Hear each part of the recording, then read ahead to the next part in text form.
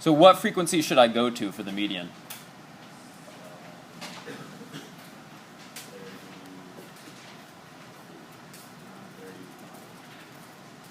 You misunderstood me.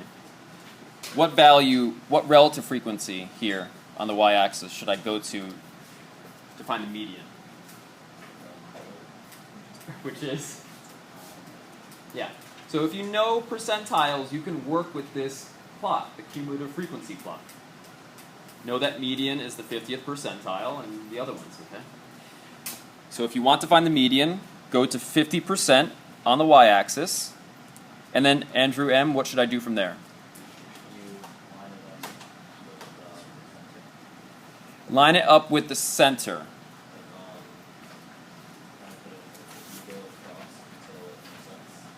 Okay, and which thing am I intersecting?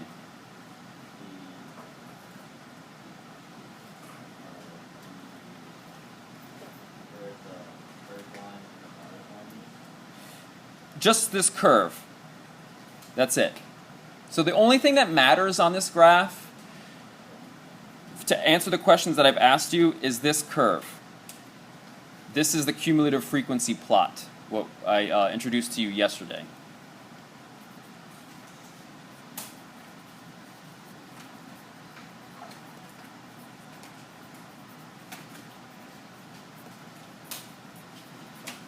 Sometimes called an ogive. So, what you do, find the percentile that you want on the y-axis, draw a line over, or just use the grid line, find where it intersects with the cumulative frequency plot, the curve, and then draw a line down, and the x-axis is the median.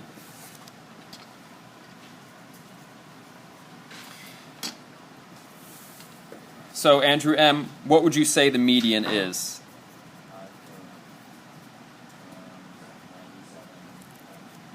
Around 97? Okay. So here's a hint.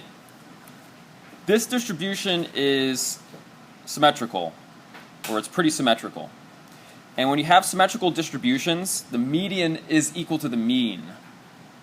And if you notice here in the upper left, they tell you the mean. It's 98.3. And also, notice where that horizontal line intersects the cumulative frequency plot. It intersects it at where this dashed line is, and you may have inferred that this dashed line is the mean line. So I just wanted to point that out. Nothing wrong with your estimate, Andrew. But you could also use that reasoning. Okay? Any questions as to how to find median with a cumulative frequency plot? Okay, Fallon, can you tell me how to find the IQR? So you look for the 75% on frequency. Yes. And you find where it meets the curve. Which Yes. is at 125. Okay. And then you go to 25% and you find where that meets the curve. We said that was at 95. And then you do 100.5 minus 65. And so we got the IQR was 5.5. Masterfully done. So you need to know the percentiles for the quartiles.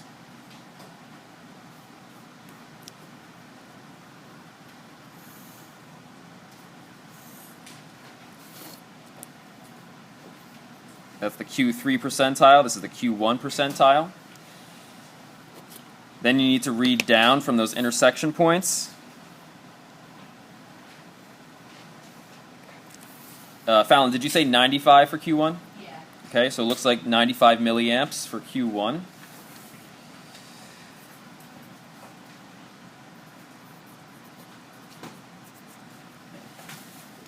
And then Q3.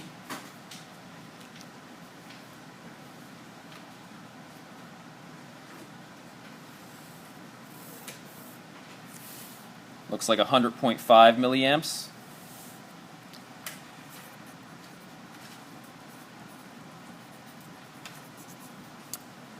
And then hopefully you know by now that the IQR is the difference between those two.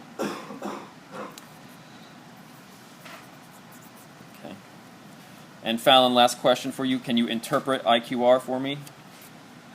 Well, the IQR, sorry, would be the middle 50% of the curve, which is between 100.95 and 100.5. So Yes. that like falls in between. The only thing I would add to what you said is it's the spread of the middle 50%.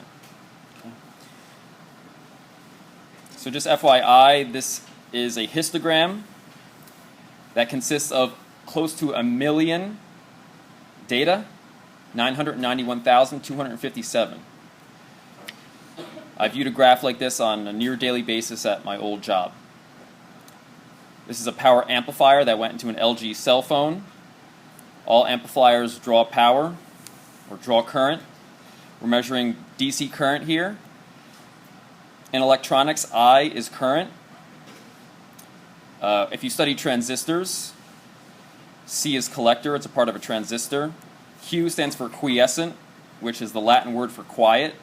It's the amount of current that you're drawing when the amplifier is not amplifying, like when it's just hooked up to the battery.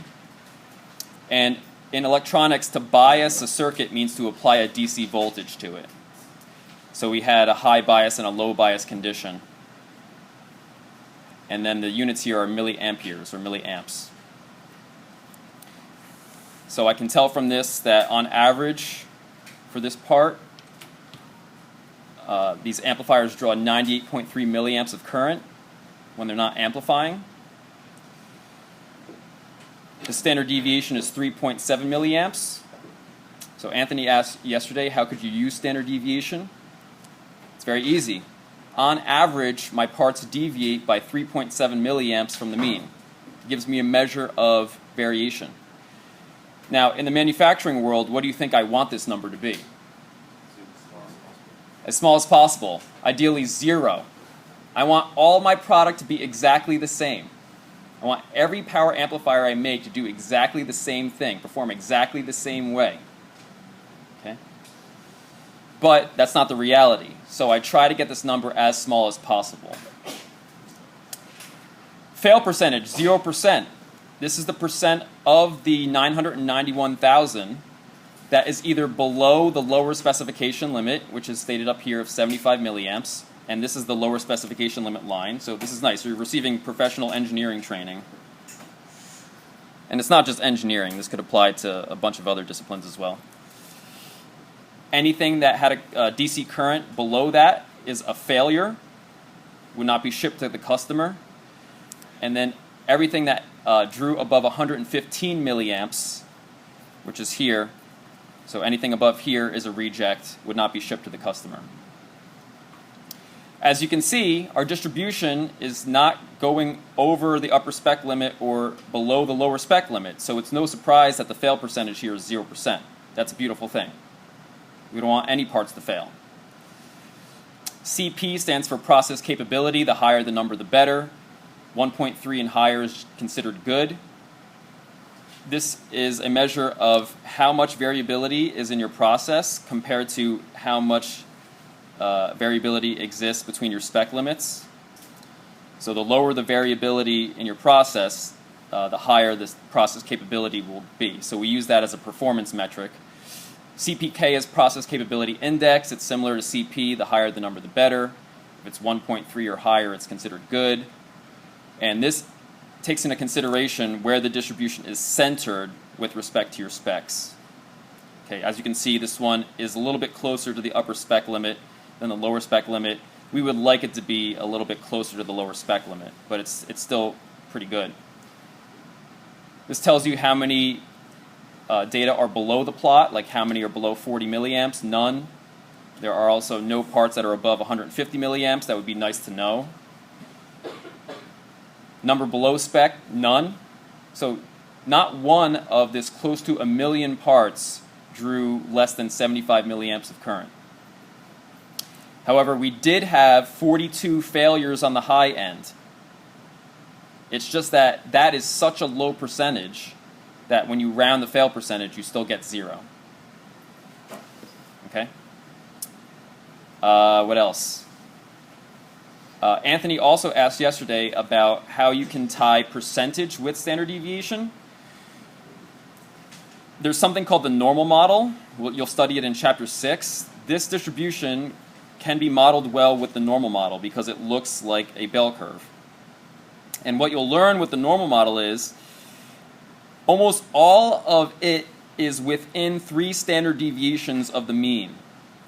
And this line here is the mean plus 3 standard deviations.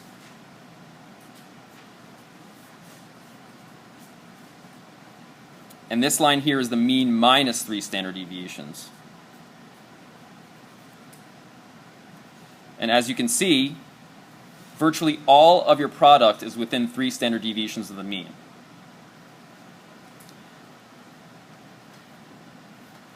Okay? Any questions on what you see on this plot? Yes, sir. Can you repeat what the outline was? Besides?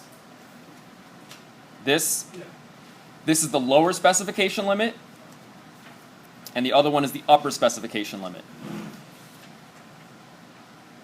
So all products have specifications. Like, you as the customer want it to work a certain way.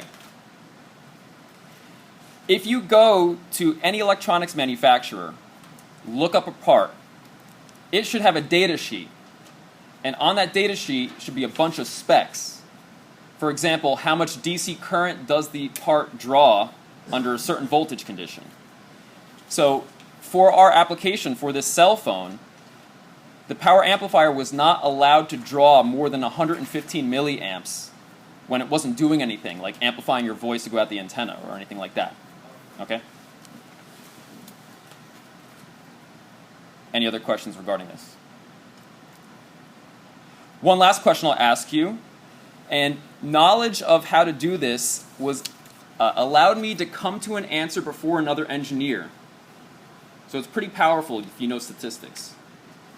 So we had a question one day. A customer said, I don't want any parts that are above, let's say, 106 milliamps. I just chose that number because it's on a tick mark.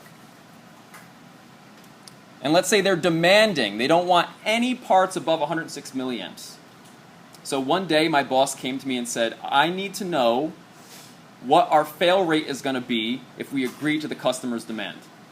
So I pose that challenge to you.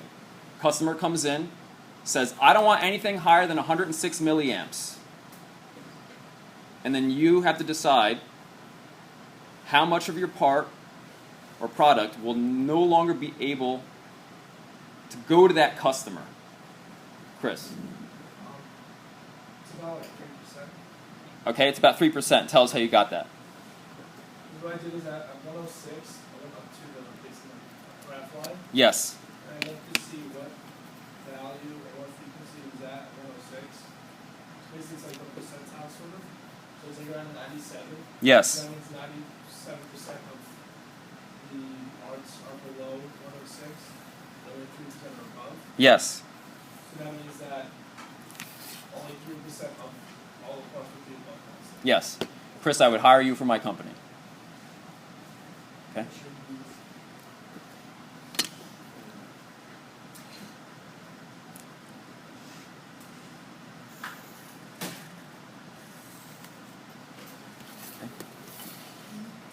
So, just to recap what he said, he went to 106 on the x-axis, drew a line up, found where it intersected the cumulative frequency plot, drew a line over, estimated the cumulative frequency there.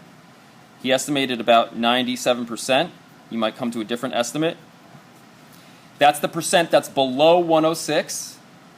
We care about above 106 because that's going to be a fail now. So 100 minus 97, 3%. So if we are going to agree to this customer's demand, we have to accept an additional 3% loss.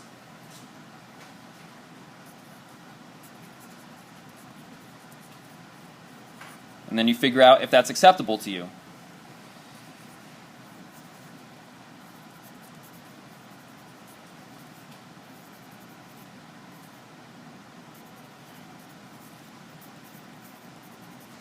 Yeah. It was knowledge of that that made me able to come to an answer faster than an engineer who decided to recrunch all 1 million parts through the computer with a different upper spec limit. We basically came to the same answer. I just came to it faster. Yes? Is the mean plus minus mean standard deviation still the same, like the equivalent of the upper and lower fences for? It is not. Okay, I'm glad that you said that though. So Paul's question was, is the mean plus or minus 3 standard deviations equivalent to the upper and lower fence? Sometimes they're similar, but I don't want you to come away thinking that they're the same. Okay? And yeah, what some people do to determine if something's an outlier is they check, is it more than 3 standard deviations from the mean? That's another outlier check. Okay? Excellent questions. Any other questions on this?